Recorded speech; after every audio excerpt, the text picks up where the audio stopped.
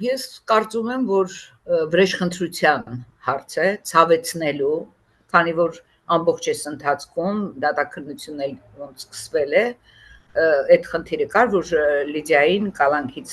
ազատեն կամ փոխեն որևէ այլ խափանման միջոցով, հա։ Եվ քանի որ այդ ցանկությունը շատ մեծ է, կարծում եմ, որ դատախազությունը եւ նրան թելադրողը ուրեմն այսպես որոշեց մոտենա, որ հենց հանրությունը, հենց սրբազանին ցավ պատճառելու, այսպես ասած, մի խոսքով վրեժխնդրության մոտիվներից, այսպես ասած, բնորոշել են որպես սովետական խորհրդային մտածողության հետևանք, դատախազական համակարգը ընդհանրապես չի ազատվել այդ խորհրդային այդ անիրավ, այսպես ասեմ, այդ մեթոդներից գործիքակազմից, այո։ Հա, եւ շարունակ մենք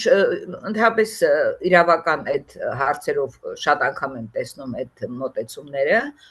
եւ այդ անմարտկային մոտեցումը հենց գլխավոր դատախազի կողմից ինչքան էլ որ քեզ թելադրում են մի քիչ օրինական դաշտում աշխատեք մեղադրանքը դու ներկայացրեցիր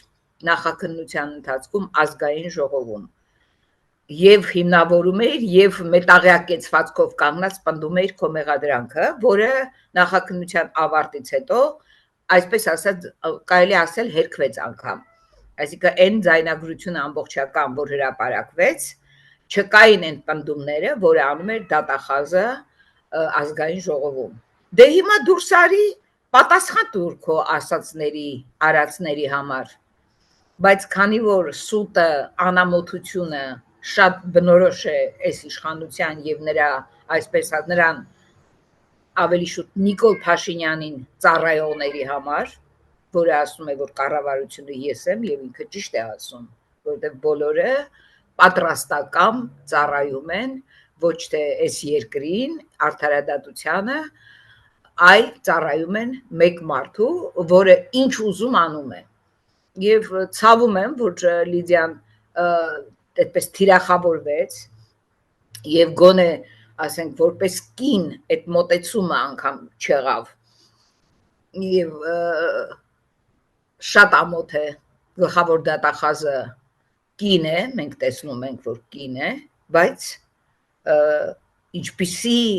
այսպես դաժանությամբ է նա այդ 3 ամիսը երկարաձգել եւ այդ տեսակցությունները ամբողջությամբ արգելք դրել այդ ամեն ինչի վրա Եվ ինչ, սա հո չի հիմնավորում իր մեղադրանքը, քո մեղադրանքը անհիմն է, եւ դու չես կարող սրանով ինքնահաստատվես Լիդիային այսպես զոհի կարգավիճակում դնելով։ Դե ես կամք եմ ցանկանում Լիդիային, որ ինքը դիմանա այս ամեն ինչին, այս ամեն ինչը անցնելու է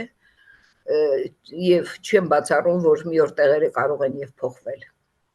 Տիկին Ալեքսանյան, եթե լինեինք մի քանի տարի եթե հետ գնանք, այսպիսի մի դրվագ եթե լիներ, ողջ միջազգային հանրությունը կաղաղակեր, կանանց իրավունքների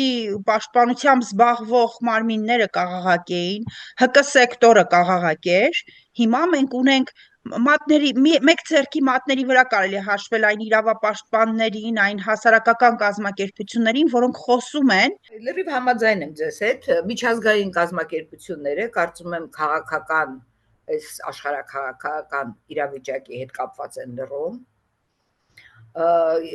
եւ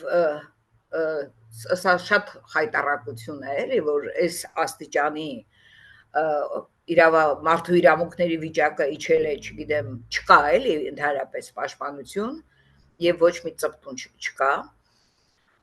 Ինչ վերաբերում է քաղաքասարակությանը, դե ոնց որ հանձնվել են էլի այդ նույն անձին եւ այսպիսի արտառոց դեպքերում անգամ, ասենք, այս անմարտկային դաժան վերաբերմունքի պայմաններում անգամ ծպտուն չեն հանում։ Ես չգիտեմ, ինչ շահերով են առաջնորդում, որ կարող է այս տեսակ դեպքերը գոնե ուշադրություն չարժանացնեն ուշադրության։ Գիտեք, ոչնչացրեց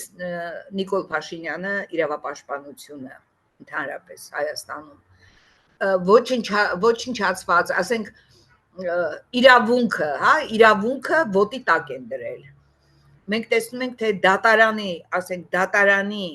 վճիռը նախապես հրապարակում է վարչապետի ընտանիքին պատկանող թերթը, ասենք հայկական ժամանակը, հիշում եք այդ Սամվել Կարապետյանի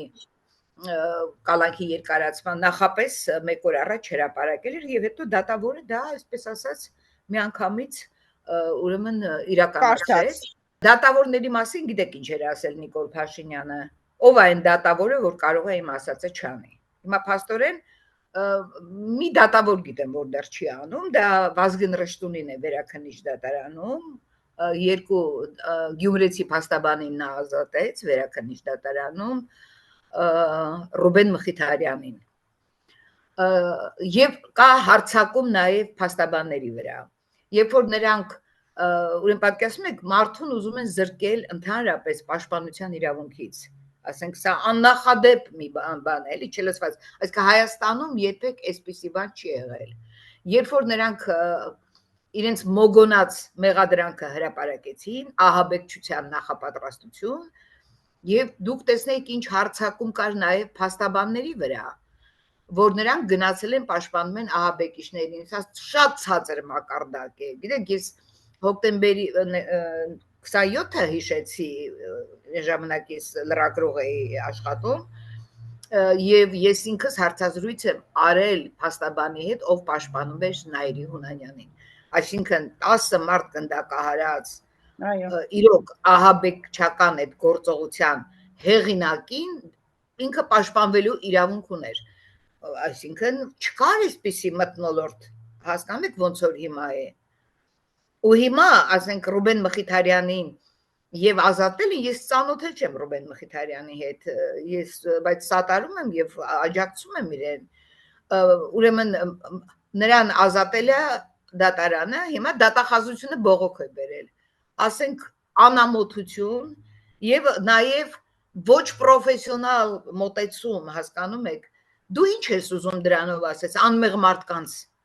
դատապարտելով, մեղադրանքներ առաջադրելով, ասենք ինչ ես ուզում անես, հաճոյանալ Նիկոլ Փաշինյանին, ես դրանից ավել բան չեմ պատկերացնում,